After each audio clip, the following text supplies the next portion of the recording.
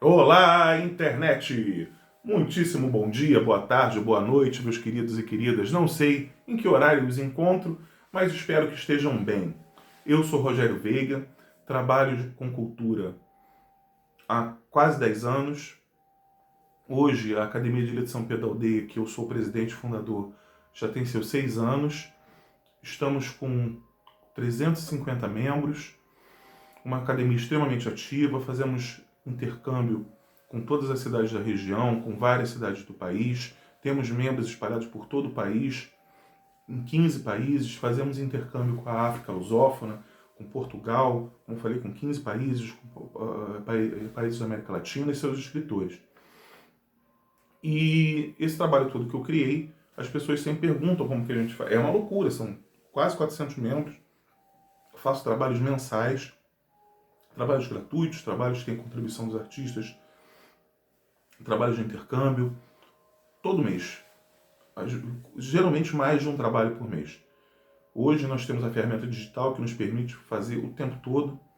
E a pergunta, como isso é feito? Como você consegue? Como criar, administrar, fazer parcerias? Então, esse é o nosso curso de administração, criação e gestão de academias literárias, pelo prisma de Rogério Veiga, que sou eu que vos falo. E aqui nós vamos falar como é esse processo de criar academias, instituições literárias e portfólios e tudo isso que o mundo literário e cultural nos pede. Que quando falamos de academias, não falamos só de literatura. Mas bem, vamos por partes. Geralmente eu faço uns rascunhos aqui para não me perder. Para a primeira aula eu não fiz. Vou falar um pouco e a gente vai chegando lá. Uma academia de letras ou um coletivo, uma confraria, uma academia virtual, nós vamos criar. Ótimo, que maravilha. Temos que criá-las o tempo todo. Devemos manter a arte, defender a cultura, a educação.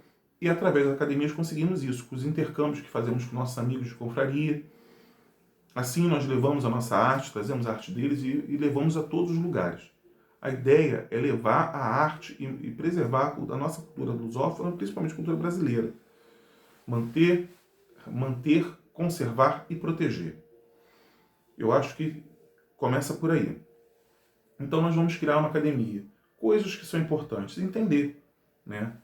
A Academia Brasileira de Letras, né, criada por Machado de Assis, já tão famosa, né, ela segue os modelos franceses da academia criada por Chelier na França. Na época ele queria juntar os intelectuais para evitar problemas políticos e tudo mais. Ele criou a academia, lá juntou esses intelectuais, e daí para frente nós tivemos as academias de letras. O modelo da brasileira segue o modelo da academia francesa, 40 cadeiras, aquela coisa toda. Hoje nós teremos no Brasil várias academias que seguem esse modelo. Academias tradicionais, 40 cadeiras, patronos já definidos, números de cadeiras definidos. Uma pessoa só entra quando a outra sai. É um modelo extremamente funcional que eu acho maravilhoso. Vou citar aqui ao longo vários presidentes de academias que eu sou fã, né, e faço parte ou faço parceria.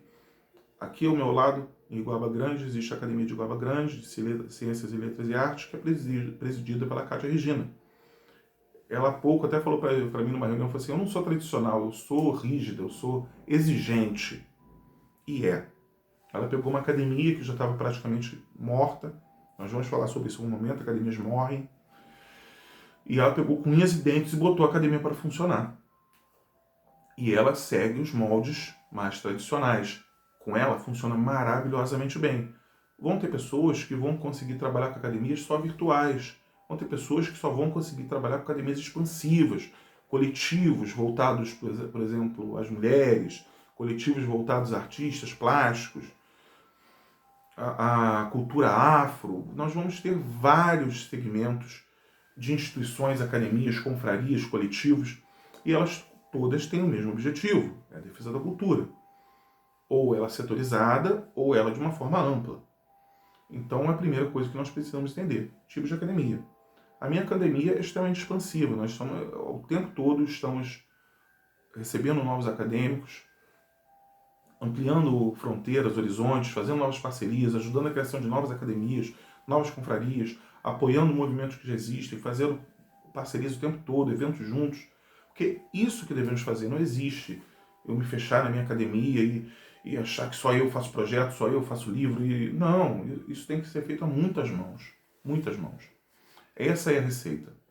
Você tem que estar disposto a fazer com um amigo, com um vizinho, com um colega, com todos os tipos de cultura. Outro ponto que é importante, a gente está falando aqui, vamos criar coletivos, vamos. Que tipo que você é? Você é uma academia tradicional, um coletivo para mulheres? Você está decidindo. Você já decidiu. Primeiro ponto, você tem que respeitar todo tipo de cultura. Você tem que respeitar literatura, artes plásticas, música, dança, cultura afro, indígena, cigana, toda. Coletivos femininos, coletivos LGBT, todos os coletivos. Você tem que respeitar os religiosos, todos. Uma academia, uma confraria, um coletivo não pode desrespeitar nenhuma expressão artística, desde que a mesma não opere à base de preconceito, intolerância, racismo, homofobia. Isso não pode ser aceito nunca no meio. Agora, as expressões culturais têm que ser apoiadas e ajudadas. Até porque nós viemos de uma longa história nesse país onde a cultura não tinha valor. Hoje, temos projetos como Aldir Blanc, Paulo Gustavo, né, que nós recebemos recursos federais para que o artista viva da sua arte. Mas até então, no Brasil, isso não é histórico, isso é uma novidade. Então, os artistas que estão aqui há muito tempo, vivem do próprio trabalho, é muito normal. É professor e escritor, é advogado e pintor. A pessoa nunca pôde ver da arte dela.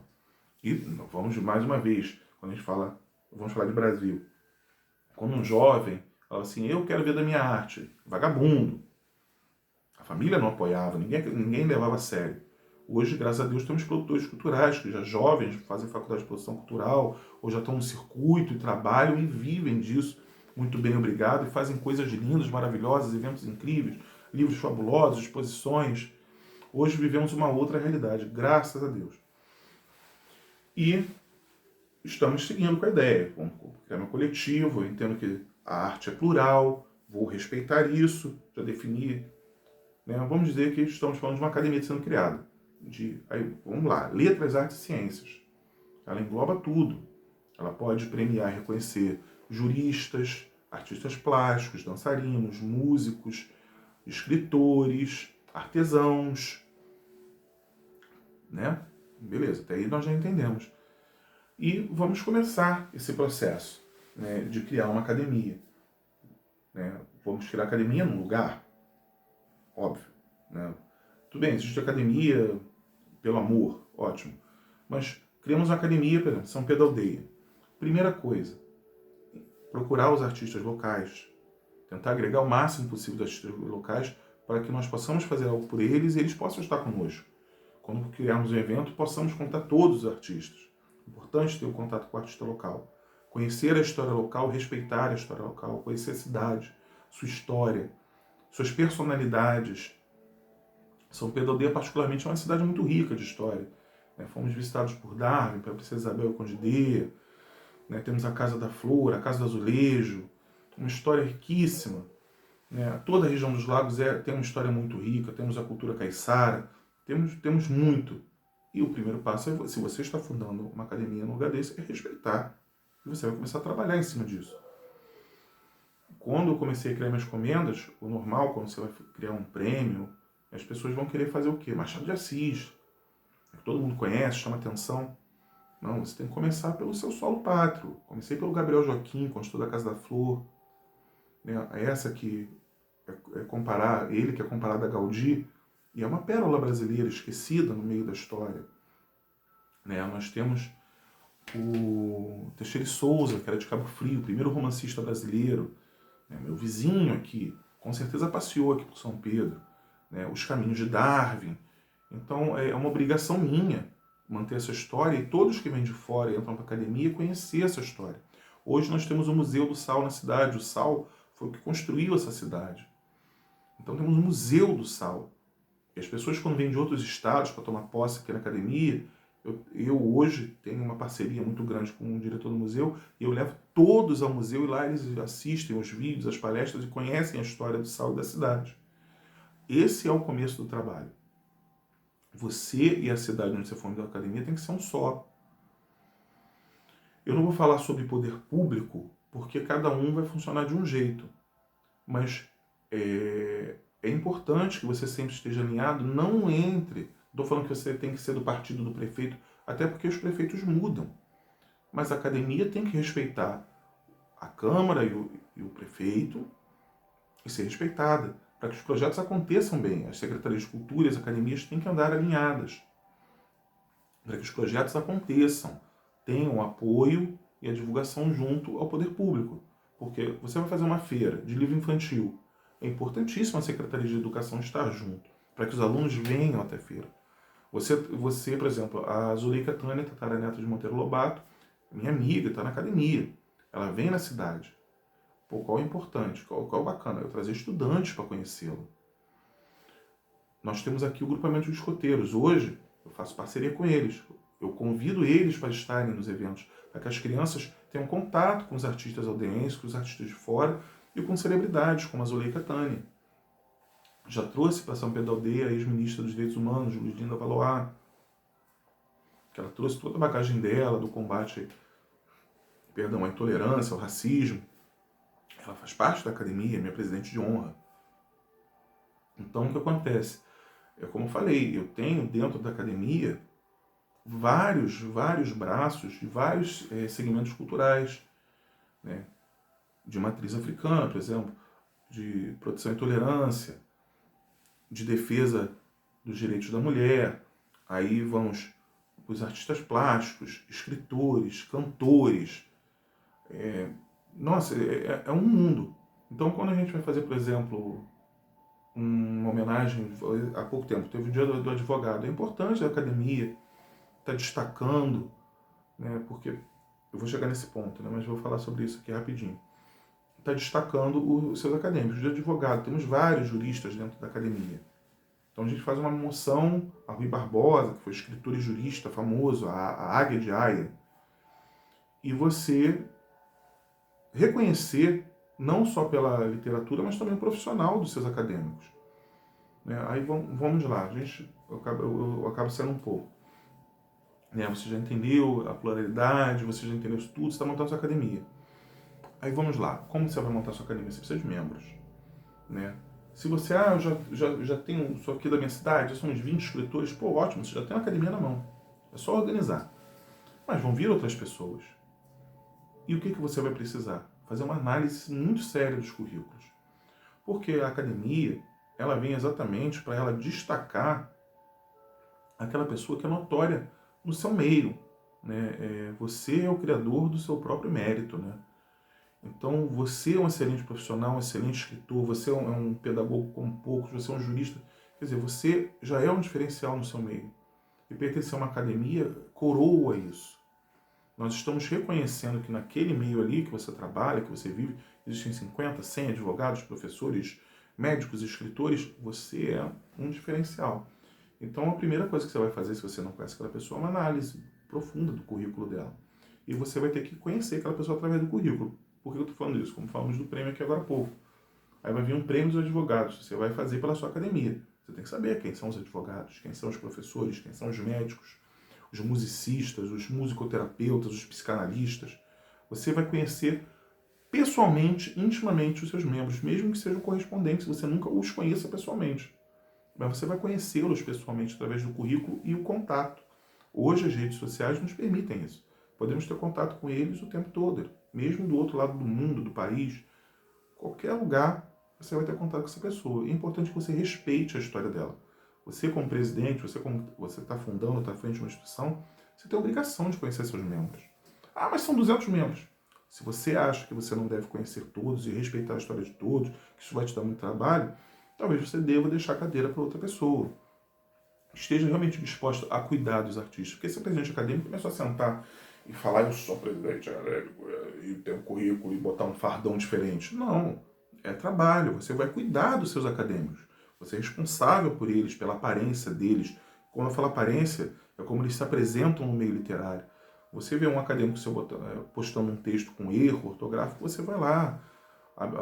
Eu, particularmente, a biografia, as fotos, hoje a IA me ajuda. Às vezes a pessoa não tem uma foto legal para divulgação, eu pego uma foto dela, faço na IA uma foto bacana e entrego para ela. E, gente, isso que eu estou falando não tem custo, tá? Isso aqui é o trabalho do presidente. Porque como é que eu vou ter um acadêmico meu se apresentando com uma foto horrível, né, desfocada, velha, que não representa o que ela é? A qualidade do artista não está representada pela qualidade da foto. Ou a qualidade do currículo não está representando a qualidade do artista. Então eu vejo a pessoa apresentando aquele currículo que não tem nada a ver. E a gente vai lá ensinar a pessoa a fazer a melhor apresentação do currículo dela. Porque existe uma diferença de Lattes para biografia para portfólio. A gente vai ter uma aula aqui sobre isso. A biografia é aquela coisa resumida, mas que passa tudo que tem que ser passado, sem deixar que nada fique de fora, mas ali sucinto. Você não faz uma biografia de 12 páginas. Isso aí é o Lattes. Com todos os prêmios, todos os livros, todos os cursos. Isso é o Lattes. Serve para outra coisa. Quando você entra para a academia, você apresenta ele, beleza. A gente vai ler completamente. Mas depois a pessoa tem uma biografia. Quando a gente fala de portfólio, já vai ser uma outra coisa que nós montamos quando as academias ou os artistas vão em busca do recurso público. Aí tem que ter o portfólio atualizado sempre, com as participações, né, os livros que participam, onde publicou, os eventos que participam, as academias que participam, os prêmios que recebeu, porque isso aí conta ponto quando ele está numa disputa ali por uma verba, por uma concessão de verba pública. Seja por um chamamento, ou pelo Aldir Blanc, pelo Gustavo, o portfólio tem que estar sempre atualizado. Então isso também é um trabalho que as academias fazem. Ajudar a preencher o portfólio, enriquecer o portfólio daquele artista. Às vezes é um artista incrível, mas que, por X motivos, não montou um portfólio, não participou de muitas coisas. E é o trabalho da academia falar, não, ó, você é um artista desse calibre e a gente vai te reconhecer como tal, te divulgar como tal e propagar o seu nome como tal. É o trabalho do presidente. Então, análise de currículo é importantíssimo. Hoje nós temos a IA, temos pessoas que usam IA para escrever livros, escrever textos. Então a gente tem que estar antenado se realmente aquele artista realmente escreve, se realmente ele é um escritor. As artes plásticas não é o caso. O músico, a dança, apesar que agora até letras de música a IA escreve, né? E ainda faz a música. Mas você tem que estar antenado se você realmente está premiando, reconhecendo uma pessoa que realmente é artista. Se você está entregando uma cadeira a uma pessoa que realmente deveria estar ali. Isso é muito importante. Outra coisa. Então só aquela pessoa que tem 80 anos de idade com um currículo enorme que já fez de tudo que... Não. Você também vai buscar os iniciantes. Porque afinal de contas o sangue novo é que vai manter a academia viva. Né? Um dia eu não estarei mais aqui e os jovens que estão na academia que vão seguir o meu legado e vão levar para frente, vão contar a minha história. Se eu não botar ninguém aqui jovem, daqui a pouco todos os idosos, nós velhinhos, deixamos o plano carnal e a academia morre, como eu falei. Existe caso que academias morrem porque não existe sucessão das cadeiras e dos cargos. Então, e uma das obrigações das academias, isso é a minha visão e de muitas academias que eu sou parceiro, é que devemos incentivar os jovens. E eles têm que estar juntos aqui. Que alguém tem que ouvir nossas histórias. Como foi aprender conosco. Para poder ensinar amanhã. E nós aprendemos muito com eles. Porque eles trazem o novo, o moderno. E nós levamos a ele a nossa experiência. É uma troca muito bacana. Importantíssima para a vida de uma academia. As melhores academias que eu conheço têm alas jovens. Jovens escritores, empossados, tudo mais. Alguns têm alguns critérios, são membros honorários, membros daquilo, mas eles estão lá, é importante eles estarem lá. Você não vai virar as costas para um adolescente que escreve, você vai abraçar ele. Uma pessoa muito idosa que escreveu muito, hoje já não produz. Você vai reconhecer ela, vai homenagear. Ela pode não ser mais uma escritora ativa, você pode já ter encontrado ela já no finalzinho da sua vida, mas você não vai não reconhecê-la, porque ela não vai ser uma pessoa ativa, não vai vir nos teus eventos. Pelo contrário, são essas que você segura pela mão e leva contigo. Para onde você vai, isso é muito importante entender quando você monta uma instituição cultural, uma academia. A sua imagem é a imagem da academia. O que você faz representa aquelas pessoas. Eu represento meus 350 membros. Então eu não entro em qualquer evento, eu não entro em discussões políticas na internet, né? Me abstenho completamente de posições políticas, proíbo isso dentro da academia, não entro em conflito nenhum, não me boto em nenhuma polêmica. Essa é a posição do presidente, porque eu não posso me colocar numa situação constrangedora que as pessoas falam assim, pô, tá na academia daquele velho maluco barbudo que posou pelado. Nada contra quem posa pelado, mas não tem nada a ver eu ter esse tipo de exposição e representar uma série de pessoas que eu represento. Juristas, professores, médicos, ministros, atores, diretores, e eu tomando posturas completamente equivocadas. Né? Você, quando assume uma cadeira, você vai ter que assumir a postura que ela pede. Eu, particularmente, sou muito brincalhão, eu falo muita besteira nos eventos, eu brinco bastante, é o meu estilo. Mas esse é o meu estilo. Não falta respeito com ninguém, a brincadeira nunca atravessa nenhum limite, é uma brincadeira. Tanto que, certa feita, 2 cadeiras que eu recebi, assim, das primeiras academias que eu fui empossado, uma foi da Dercy Gonçalves e a outra do Chacrinha. Isso já diz um pouco do meu comportamento em eventos. Né? Eu falo que o Dom Alexandre, que eu falarei dele em outros momentos, ele é presidente da Federação Brasileira dos Acadêmicos de Ciência, Letras e Artes, a FEBACLA, que já fez seus 10 anos, o Centro Samartiano já tem 15, a FEBACLA caminha para isso. E o Dom Alexandre é um exemplo a ser seguido. Por mim e por muitos presidentes. Ele hoje é um dos mais respeitados do meio acadêmico. E ele é extremamente sério. Os eventos dele são lindos, litigiosos, dentro da Câmara de Niterói, é uma coisa maravilhosa. Aí ele me convida para ser vice-presidente dele. Aqui que eu pensei, pô, chegar lá eu tenho que ser sério. Não. Eu mantenho o meu perfil dentro dele que é sério. Como eu falei, é a postura. Brincar não quer dizer falta de respeito. Brincar não quer dizer sair da seriedade do evento. Cada presidente vai ter seu estilo. Tenha seu estilo. Lembrando sempre que você deve respeitar a todos, respeitar a sua imagem, pois a sua imagem é a imagem de todos. Chegamos a muitas conclusões até agora. Né? Estamos falando ainda da fundação da academia, você já está começando a escolher seus membros, você vai precisar escolher sua diretoria, porque é virtualmente impossível fazer tudo sozinho, administrar tudo sozinho. Você vai precisar ter uma direção de evento, comunicação, tesouraria, jurídico, primeiro secretário, segundo secretário. Perdão, a maioria das academias consegue preencher essas cadeiras, mas às vezes as pessoas não são ativas, que é muito ruim. Porque quando nós nomeamos um vice-presidente, um presidente de honra, um financeiro, uma comunicação, a gente espera ajuda. Mas pode acontecer que você não consiga. Então, busque uma secretaria, uma direção que vá te apoiar e te acompanhar. E para a gente encerrar esse primeiro bate-papo, isso é um bate-papo. Que nós vamos entrar na próxima aula, eu vou começar a pincelar aqui. O estatuto. Né? A legalização da academia é importantíssimo, você tirar o CNPJ e principalmente o estatuto. Talvez no começo você não consiga tirar o CNPJ, porque tem custos. Você não tem apoio financeiro, não vai vir de lugar nenhum esse dinheiro para pagar imposto, contador, aquilo tudo. Com muitas academias começam virtual e às vezes continuam. Eu conheço academias tradicionais que têm mais de 20 anos que até hoje não têm CNPJ. E são academias seríssimas, mas nunca conseguiram. Né? E eu entendo. É difícil. Estamos falando de Brasil, não existe ajuda, não existe recurso. Para alguém ter feito isso, alguém teria que ter tomado a decisão de tirar do próprio bolso para fazer. Porque a gente pode fazer projetos que os membros participam com taxa de chancelaria, mas isso não é certo que pessoas vão participar ou que você vai chegar a um valor X. Então você não pode fazer, por exemplo, vou fazer meu CNPJ, que eu vou ter o contador e vou ter que pagar por mês tanto, e as pessoas vão participar e vão. Isso não é regra. Mas a gente vai chegar lá, como eu falei, a gente vai começar a falar sobre o estatuto. O estatuto é muito importante.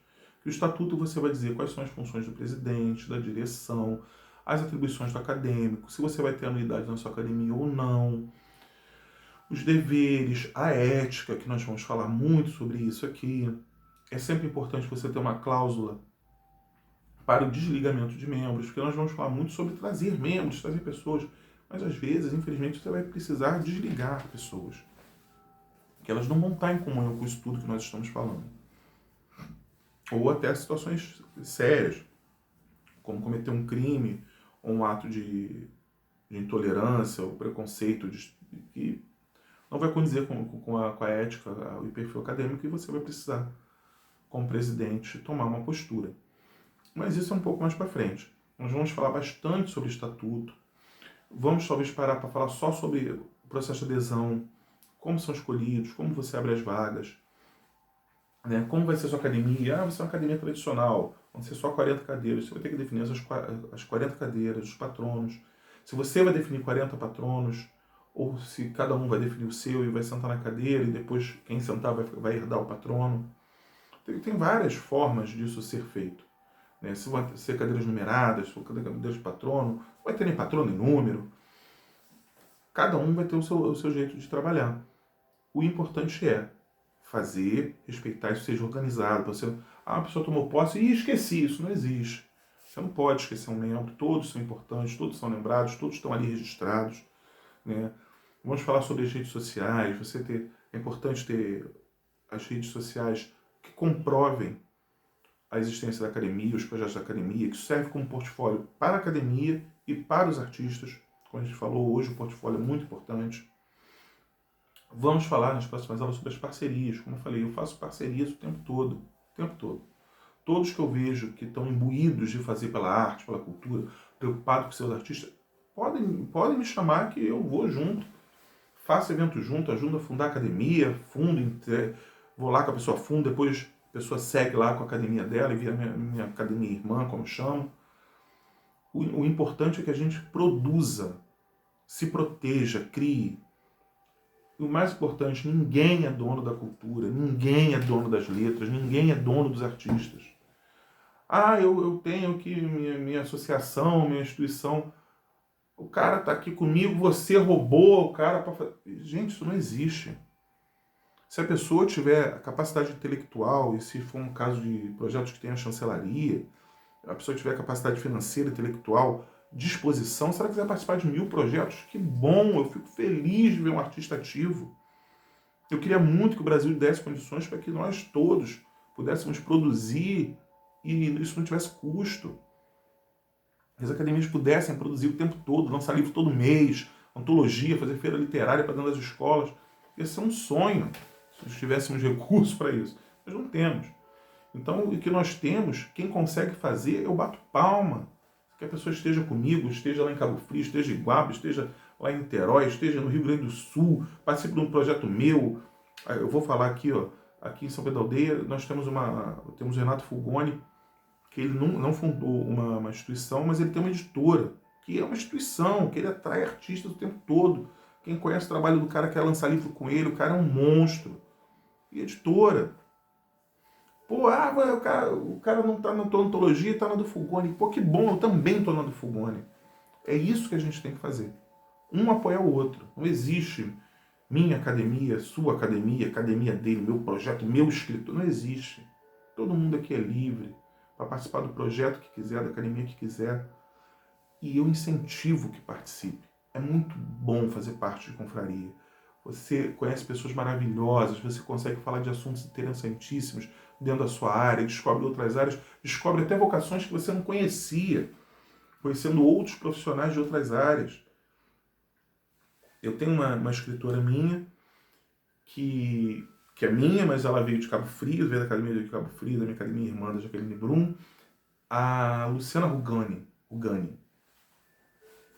Era o marido dos clássicos mineiros tímidos, aquilo tudo sempre presente nos eventos. Ela vinha como escritora. Conheceu num evento que nós fizemos homenageando os povos de tradição cigana, conheceu um grupo de tradição cigana dançando e ela se encontrou na dança cigana.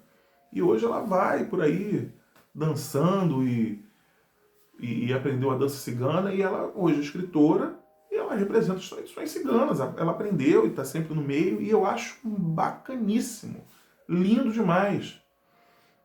Nós temos o Paulo Jorge, que é um monstro também de cultura, que escrevia muito bem. A mulher dele começou a pintar, fazer um cursinho de pintura, e ele chegou, não, vou pintar com você.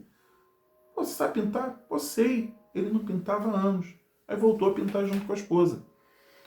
Por um acaso esse quadro está aqui atrás dele.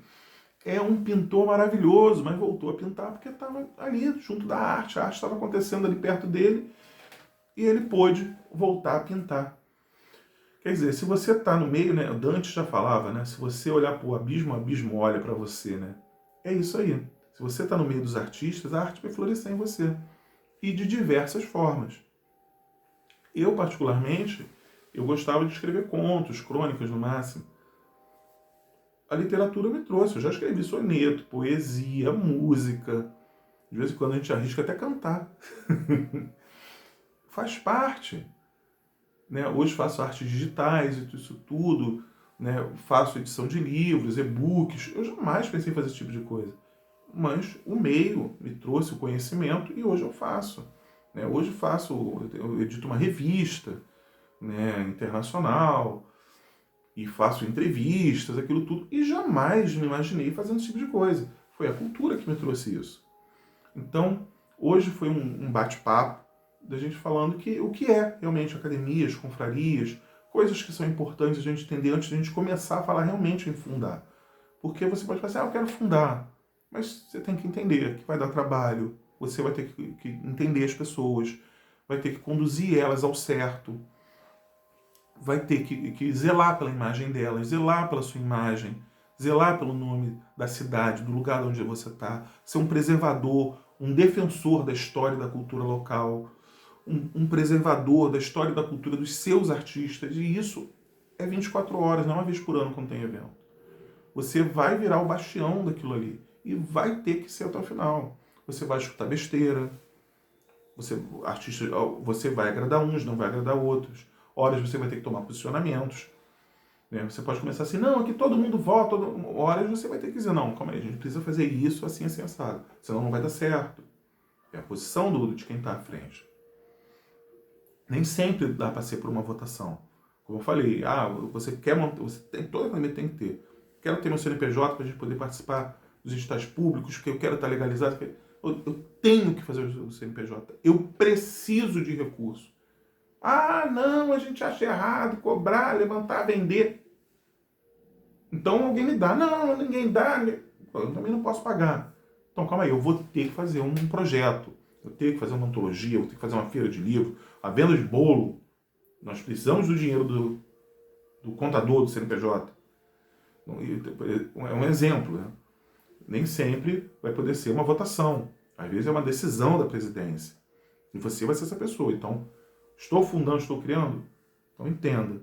Não é só botar um fardão bonito, uma medalha diferente, uma linda pelerine, sentar na cadeira, no púlpito à frente de todos, e isso aí uma vez por ano e... Não. É um trabalho contínuo, é fazer contato com as bibliotecas, levar o livro dos seus autores para a exposição permanente em bibliotecas, participar das feiras de livros, estar nas bienais, nas feiras pelo Brasil, receber artistas de fora da sua cidade, fazer intercâmbios, estar o tempo todo procurando novos intercâmbios com artistas do exterior, dentro do Brasil, com todo esse plural que existe. Estar antenado a fazer projetos que atendam todos os segmentos de cultura, não deixar ninguém excluído nunca, nenhum segmento da sociedade ou da cultura podem ficar de fora. A gente tem que estar sempre antenado nisso. Quando for fazer trabalho para público infantil, é o dobro de atenção. E por aí se vai. Mas eu vou dizer uma coisa, é muito bom, é gratificante, é maravilhoso o trabalho com a cultura. Eu adoro o que eu faço, adoro meus escritores, adoro a academia, adoro as academias irmãs que eu participo. Eu, infelizmente, não participo mais. Infelizmente não, é uma consequência da vida. Eu sou pai atípico, tenho 2 filhos autistas. Eu queria poder estar em todos os eventos. Eu adoro ir, rir, brincar, conversar, falar besteira. Eu adoro. São amigos que é uma família que você cria. Esses dias eu estava numa reunião com a Jaqueline Brum, a Kátia Regina e todos os presidentes da região dos lagos vão fazer um encontro. Pô, olha, a cultura aqui já tem academias que estão aqui há 20, 30 anos. Nunca houve esse encontro.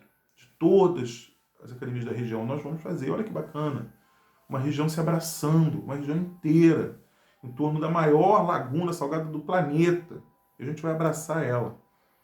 Então, quer dizer, isso é fruto de trabalho de muitos anos. A Jaqueline trabalha com cultura de uma maneira impecável, trabalha há anos. Agora ela está levando a cultura caiçara para Portugal. Ela está hoje dentro da gestão pública e está conseguindo fazer esse encontro, que é uma iniciativa de todos nós, mas né, a Jaqueline está abraçando com unhas e dentes, ela vai fazer acontecer, que eu falei muito, outros falaram, mas a gente não conseguiu fazer, e ela está conseguindo tirar do papel, e vai acontecer. Isso é o que a gente faz. Eu recebo aqui comitivas de São Bento da Aldeia do Acre, Amapá, Minas Gerais, Brasília, Rio Grande do Sul, São Paulo, o tempo todo. Mas eu já recebi da Faculdade de Nova York. Isso é o quê? É trabalho, é contato, é você fazer coisa séria, com respeito. E aí vai acontecendo, e você vai fazendo essa coisa bonita que se chama cultura. Então, meus queridos, esse foi a nossa primeira aula, um grande bate-papo.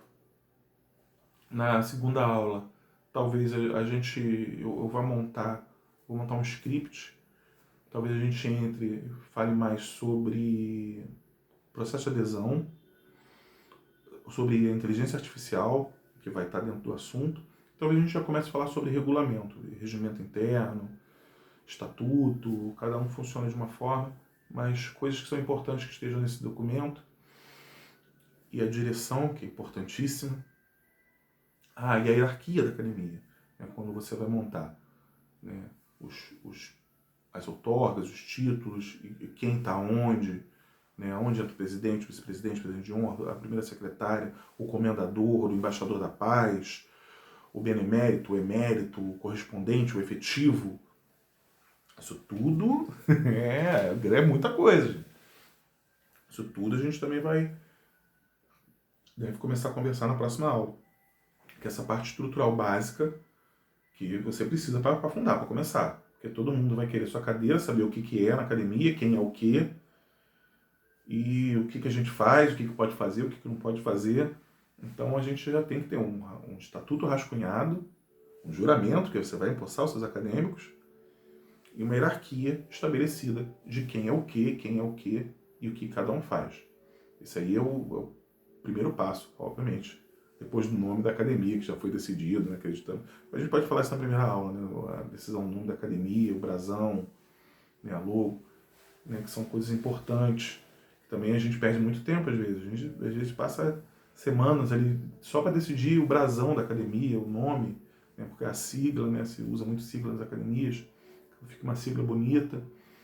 Então, eu acho que essa parte mais técnica a gente vai falar na segunda aula. Meus queridos, sou Rogério Veiga, presidente acadêmico, amigo de vocês, e é um prazer estar com vocês aqui nessa. Até a próxima!